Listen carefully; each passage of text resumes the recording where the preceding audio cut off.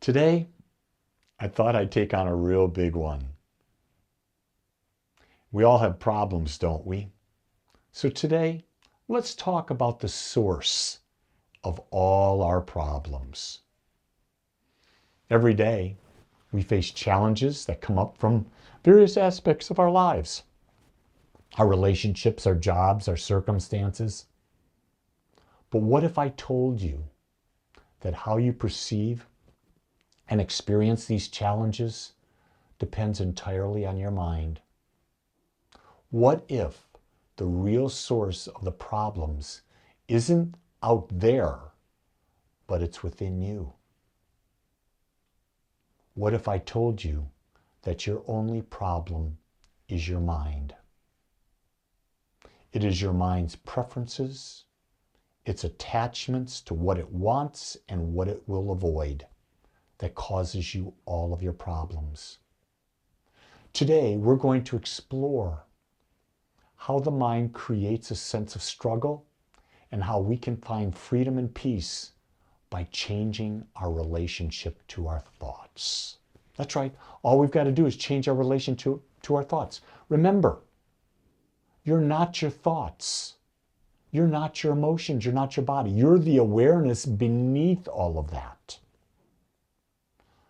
But I don't want to diminish the mind because our mind is an incredible tool.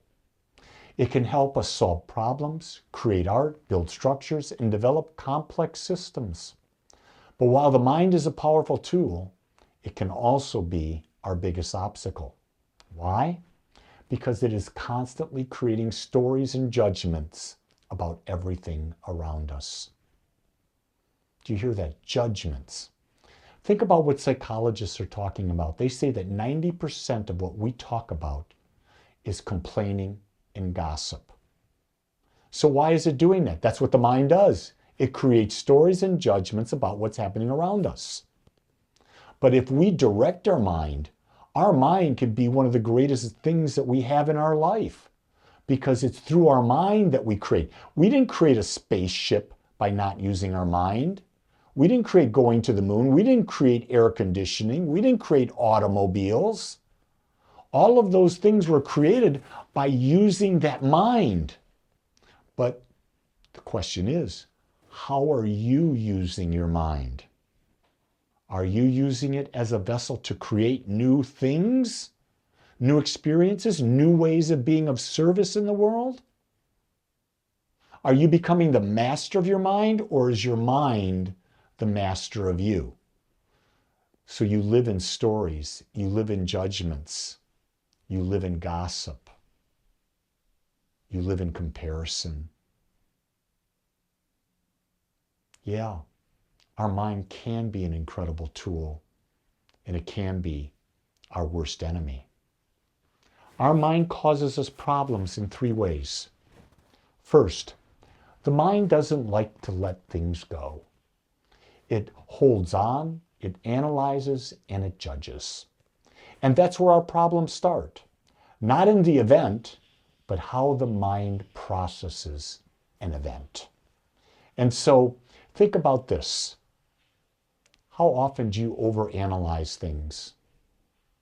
I find, one of the common threads is that I find that my wife, Jean, my wife has got a list going on and she's analyzing that list constantly, day in and day out.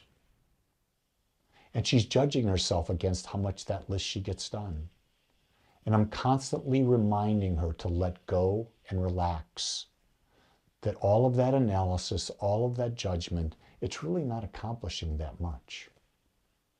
But it is holding her back. It's causing her stress. It's causing her to not feel good. And I'm not picking on her because I do the same things in different ways to different degrees than what she does. I don't know where you fit on that spectrum, but I think if you were to ask yourself, am I constantly analyzing things? Or do I hold on to them? And do I judge them all the time? Do I really ever relax? Do I really ever relax? That's a great question to ask ourselves. The second way our mind hurts us is that it creates future scenarios, even though those scenarios are not real, we experience the same emotions as if they were happening right now. The mind tricks us into living with a problem that doesn't actually exist. This, my friends, is anxiety. And we have an anxiety problem in the world today. We're worrying about the future where we have no control over what's happening in the future. The only control we have is now. How are we looking at the events now? You see, what the mind perceives creates an illusion of. It's as real as if it were actually happening. You see, our mind really loves images. So if you create a real image that's got a lot of fear in it, a lot of emotion built in it, and you implant that image of the future in your mind, you're going to start having that experience of that image right now. You don't have to wait for the future. You're going to have that image in your mind right now, and you're going to say, I am troubled. Yes, you are. Why are you troubled? Because of the image that your mind has created. Who controls your mind? Does your mind control it, or do you control it? The third way our mind hurts us is it creates problems through attachment to our identity. The mind is constantly telling us who we are and who we should be.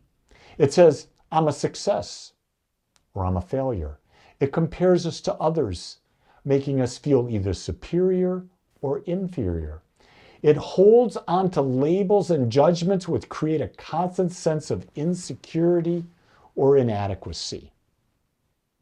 Labels, identity. Someone says, who are you?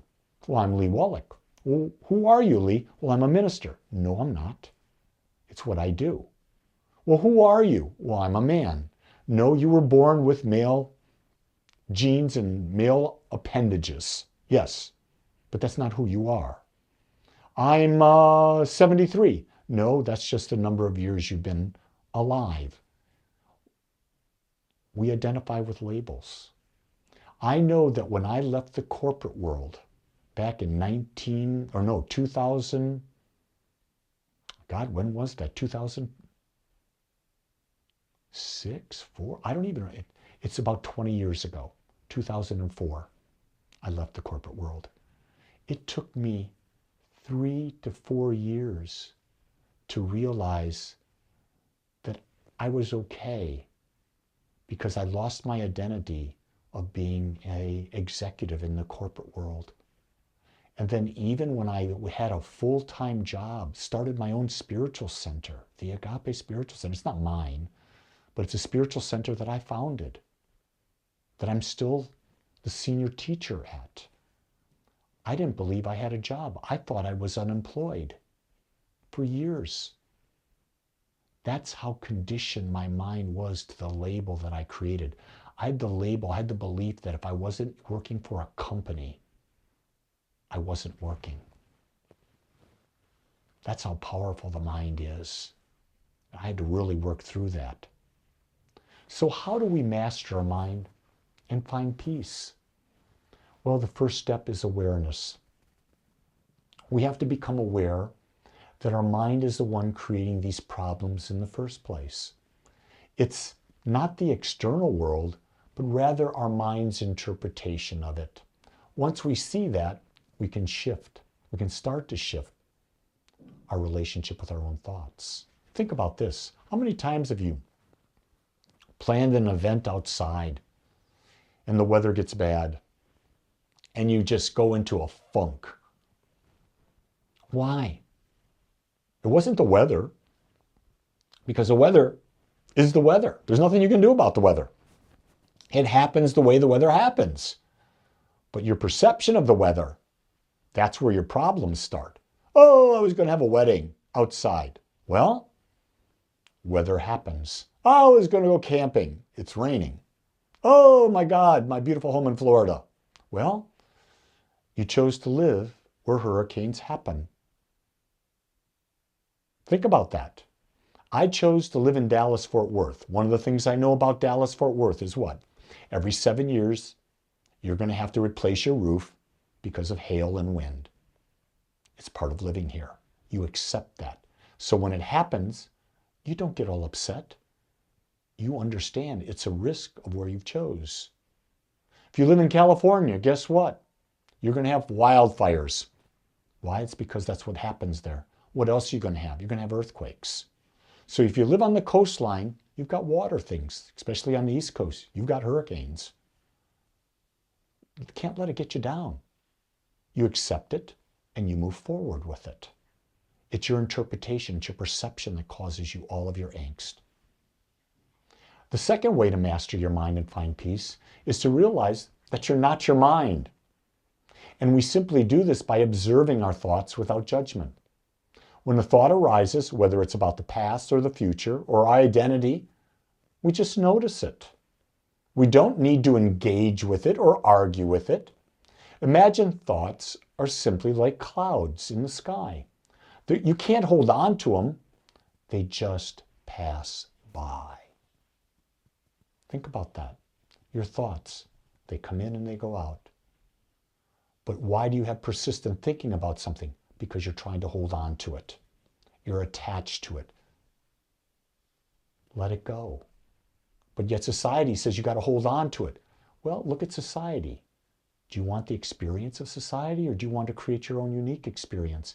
If you're doing what everyone else is doing, you're going to have the same experience as everyone else. Why would you do that? It's a great question. Why would you continue to have thoughts like everyone else has, knowing that everyone else is miserable?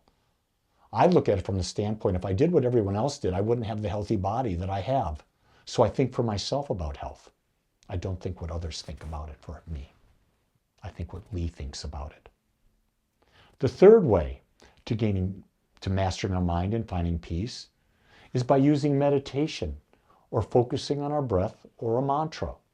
When we do that, we give the mind a rest from its constant activity. Just a few minutes of meditation or spiritual practice every day can help train the mind to be still and calm, reducing the problems it creates. I look forward to my meditation practices twice a day. Why? I get to be still. I get to calm the mind. I get to stop analyzing.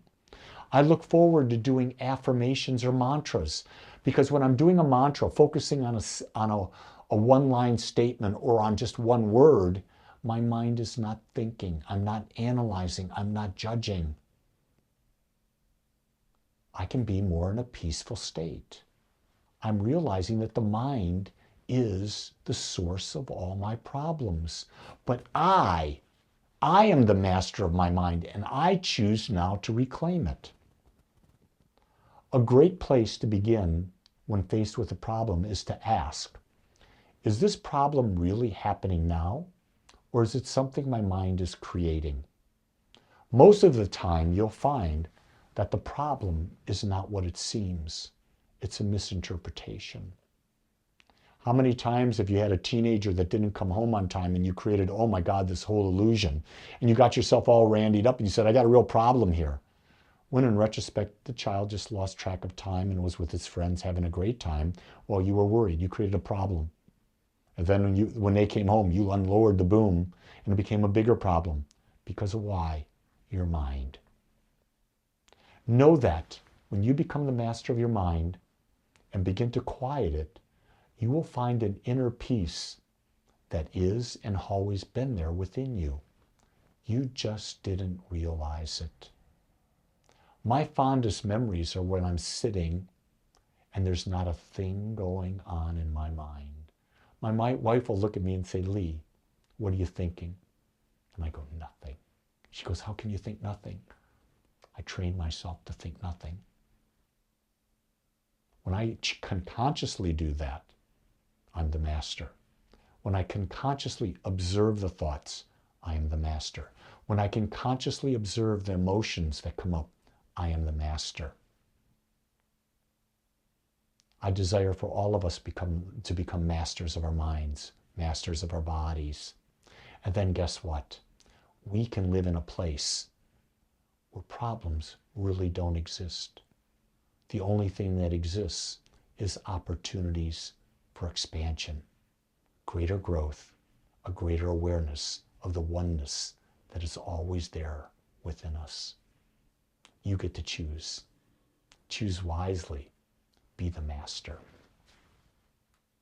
Much love.